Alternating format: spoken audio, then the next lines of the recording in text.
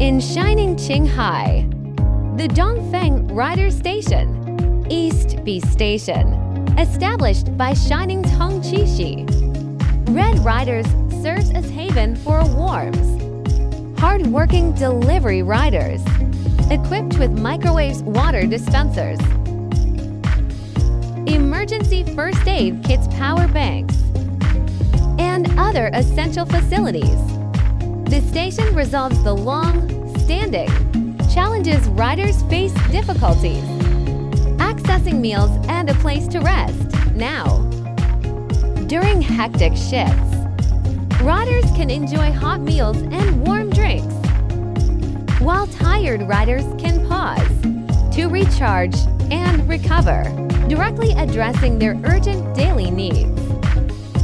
This small yet meaningful station embodies warmth, and social responsibility.